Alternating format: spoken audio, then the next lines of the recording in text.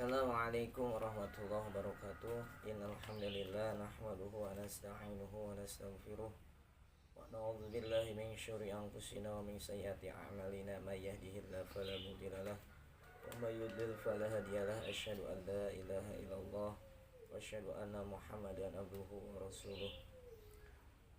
Qala rabbi shrah li sadri wa yassir li amri wahlul 'uqdatam min lisani yafqahu qawli. Faqad qala Allah Ta'ala fil Qur'anil Karim. A'udzu billahi minasy syaithanir rajim. Bismillahirrahmanirrahim. Innallaha wa malaikatahu yusholluna 'alan nabi ya ayyuhalladzina amanu shallu 'alaihi wa sallimu taslima. Pertama-tama marilah kita panjatkan puji dan syukur kepada Allah Subhanahu wa taala yang dimana dengan qudrat iradatnya, dengan inayahnya kita masih diberikan kesehatan oleh Allah Subhanahu wa taala serta diberi karunia nikmat yang tidak akan terputus sampai kita meninggal nanti. Salawat serta salam marilah kita junjung tinggi kepada baginda alam Nabi besar Nabi Muhammad SAW. Semoga selalu tercurah kepada keluarganya, para sahabatnya, mudah-mudahan kepada kita selaku umatnya. Amin ya Allah ya Rabbal Alamin. Para pendengar, para penonton yang saya banggakan, mudah-mudahan Allah muliakan. Amin ya Allah ya Rabbal Alamin. Pada sesi hari ini saya akan membahas tentang penempatan vokal saat mengaji. Identik dengan makhrajul huruf, dengan sifat huruf. Jadi mengaji ini ada aturannya, ada rambu-rambunya, ada waqaf ibtida, ada cara berhenti dan memulainya dari mana. Juga ada huruf-huruf harus kita bedakan ketika kita bernyanyi, karena satu huruf berubah maka maknanya pun akan berubah. Contoh, kita menyebutkan huruf qaf sama kaf. Qaf sama kaf ini berada pada ujung lidah pangkal ya, bukan ujung tapi pangkal lidah. Di mana pangkal lidah ini terdapat dua huruf yaitu kaf sama qaf. Pangkal lidah ini dekat dengan tenggorokan bagian atas, sehingga huruf kaf ini seperti berada dalam tenggorokan, padahal huruf kaf sama qaf ini berada di pangkal lidah ya, bukan di tenggorokan. Sedangkan di tenggorokan itu ada huruf ain, ha, kha, gha, ha sama hamzah ya. Contoh, kita menyebutkan kolbi tapi kalbi. Kalau kolbi itu pakai qaf yang artinya hati, sedangkan kalbi itu artinya anjing. Maknanya pun berbeda ya. Ketika kita menyebutkan kolbing salim, tapi kita salah ucap menjadi kalbing salim, qafnya jadi kaf, itu saja berubah. Yang tadinya hati yang selamat menjadi anjing yang selamat. Ini sangat berbahaya ketika kita membaca Quran ya. Ketika itu Quran ini harus sempurna pengucapannya, berbeda saat bernyanyi ya, terikat oleh, dituntut oleh makhrajul huruf, sifat-sifat huruf ya. Ketika kita tadi yang saya sampaikan menyebutkan huruf satu saja, tertukar antara huruf kaf sama qaf, maka akan berbeda maknanya. Kalau pakai qaf, qalbi itu artinya hati, sedangkan pakai ka, kalbi itu artinya anjing ya. Itu saya ambil contoh lagi, seperti kita mulai isti'adah, kita mengucapkan a'udzu, aku berlindung. Kalau a'udzu, aku pulang, tentu saja sangat berbeda. A'udzu, hamzah sama alif hamzah sama ain. Kalau a'udzu hamzah sama hamzah beda. Itu letak perbedaan vokal ketika kita mengaji dan bernyanyi ya. Mengaji terikat oleh makhrajul huruf, sedangkan bernyanyi itu sangat bebas ya. Nanti kita belajar selanjutnya metode makhrajul huruf supaya huruf kita baca Quran kita tepat ya, supaya tidak berubah makna, berubah arti. Kemudian daripada itu ketika kita nyanyi mengaji ini letak vokalnya ada di resonansi ya. Resonansi ini letaknya di hidung ya. Bagaimana kalau kita ingin terdengar ngaji ini bagus, penempatannya itu harus di resonansi, harus di hidung ya. Kenapa bahasa Arab itu identik dengan huruf nun atau mim ya, ya identik seperti itu. Huruf nun sama mim ini adalah huruf gunah yang bisa kita dengar, kita biasakan dengan membaca Quran. Jadi bukan resonansinya, bukan suaranya ngirung, tapi di atas hidung ya, sehingga suaranya mengandung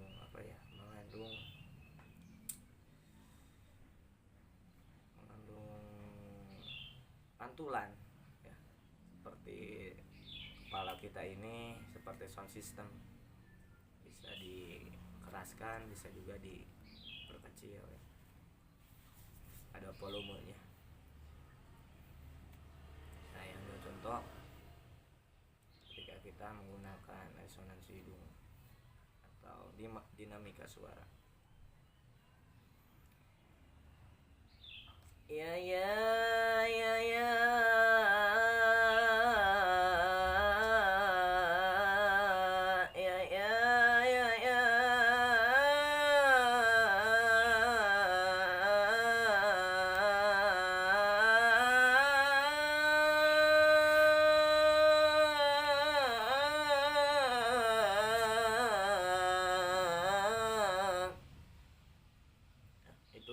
Sika ya.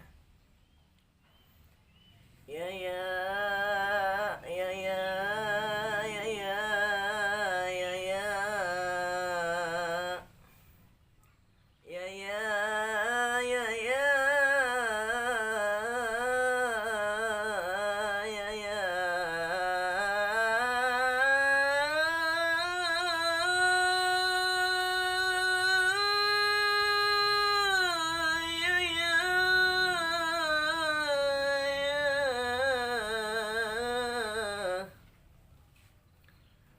Penempatan ketika kita menambah nada atau menambah tekanan pada suara, tekanan pada resonansi ya. Seperti kita sound system di volumenya ditambah ya. Kemudian getaran itu asalnya atau vibra ini di hidung ya, hidungnya digetar-getarin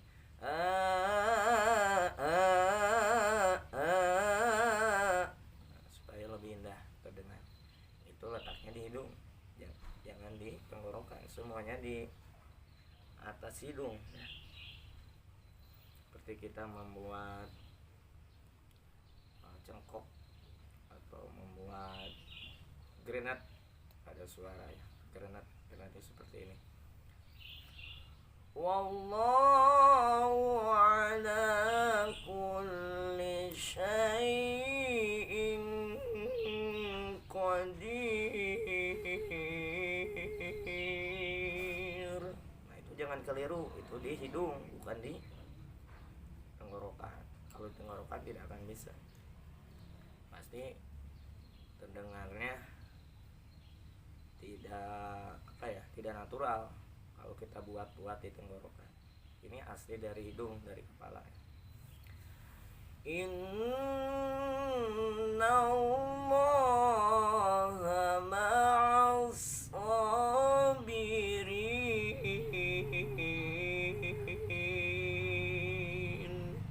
Ya, seperti di tenggorokan, tapi sebenarnya itu di hidungnya.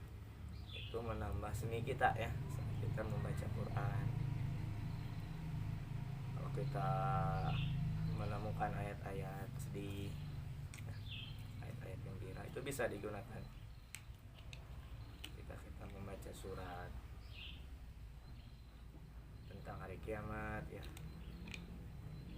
surat Waqiah itu ya, tentang hari kiamat. Yawsabil yamin Thullatun minal awwalina wa qalilum minal akhirin. Wa ashabul shimali ma ashabul shimal. Ya.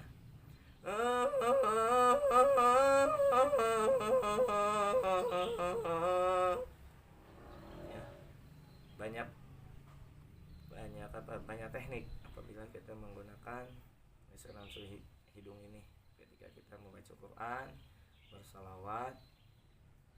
Kemudian cara melatih suara ketika bersalawat ya dengan qasidah itu sendiri. Wassalatu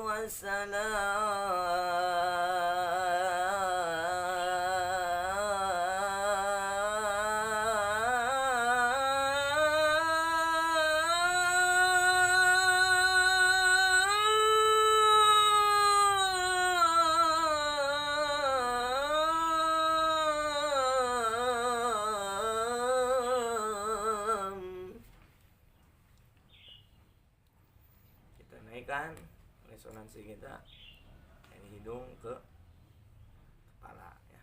Ketika suara kita tidak menekan ke bawah,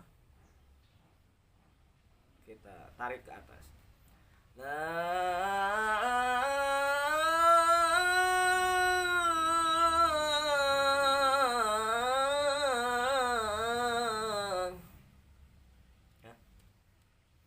Mungkin itu pembahasan hari ini, bahwa Al-Quran itu menyanyi itu letaknya di resonansi hidung ya.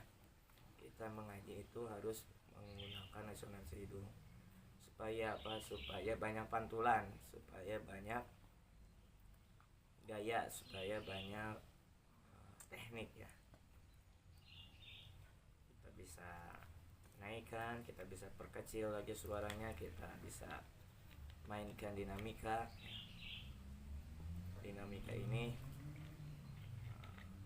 memperkecil dan memperbesar volume ya, bukan nada.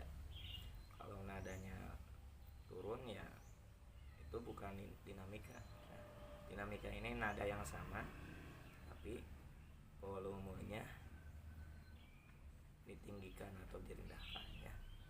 Mungkin itu pembahasan hari ini, mudah-mudahan bermanfaat. Assalamualaikum warahmatullahi wabarakatuh.